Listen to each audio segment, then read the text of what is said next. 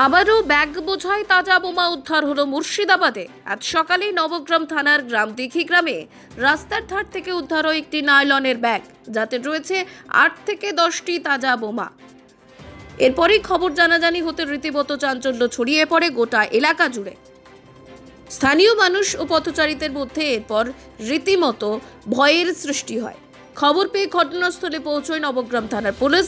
দুর্ঘটনা এড়াতে বর্তমানে জায়গাটিতে ঘিরে রাখা হয়েছে। এরপরই খবর দেওয়া হয় বোম ডিসপোজাল টিমকে। কে বা কারা এই বিষয়ের সাথে জড়িত, বিষয়টি নিয়ে এখনো পর্যন্ত ধোঁয়াশা রয়েছে।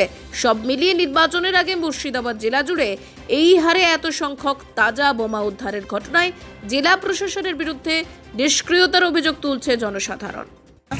এখানে আমি ধান কাটছি, মাঠে এলাম, তো দেখছি একটা পুকুর পাহাড়ে বোম আছে। মানে এখানে কিছু সেবিক দাঁড়িয়ে আছে, তাদের মুখ থেকে শুনলাম যে এখানে কিছু বোম রাখা আছে। একটা ব্যাগে দেখলাম বালির মধ্যে কিছু ভর আছে। যাই হোক, এই সেবিকদের মুখ থেকে শুনলাম। এর ব্যাপারে গ্রামের লোক কেউ কিছু জানে না, গ্রামের কোনো প্রচারও হয়নি, গ্রামের কোনো কেউ দেখতেও পায়নি। কোনো কারণে মাঠে কাজ করতে এসে হঠাৎ এসে একবার থানার সেবিকদের মুখ থেকেই আমরা শুনলাম যে এখানে বোম রাখা আছে।